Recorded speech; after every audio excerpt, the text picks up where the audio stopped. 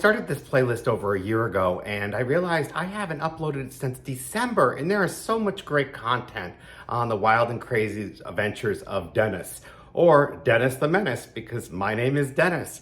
If you haven't seen the past videos that include, oh my gosh, running away to New York City without your parents knowing, or hopping a bus, or making a drive-through at a fast food restaurant, literally driving through the drive-through, please check out the other videos in this list.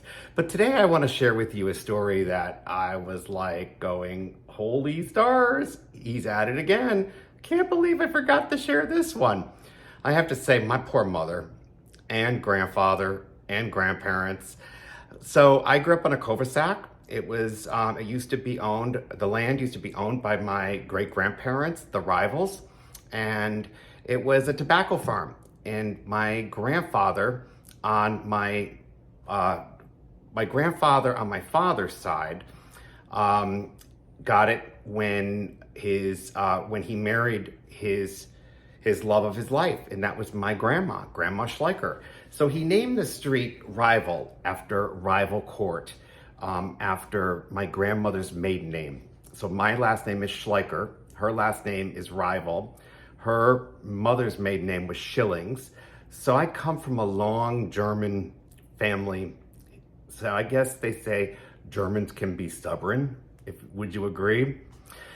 So one of the stories that I wanted to share with you today, and then I'm gonna let you watch all the other crazy adventures, is the time that I took my grandfather's John Deere.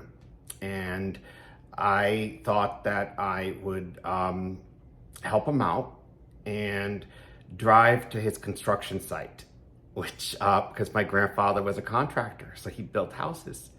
And so my parents there were three houses together, more or less, on the cul-de-sac. It was a dead-end street. There was the big farmhouse that my grandmother grew up in. And then there was my Aunt Betty and Uncle Morel. She used to be Betty Schleicher, Aunt Betty. That would have been, and they lived on the corner of Rival and a main street. And then there was my parents' house that they built. And then next to that was my grandparents. And at the end of the cul-de-sac was my cousins. So I ended up taking my grandpa's and my dad's John Deere that they used to use to cut the grass. And I drove it about 1.5 miles down a pretty large street. And I was everywhere from the street to the sidewalk. And I was probably about 12 when I did this.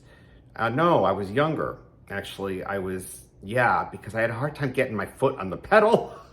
So I had to kind of like stand up.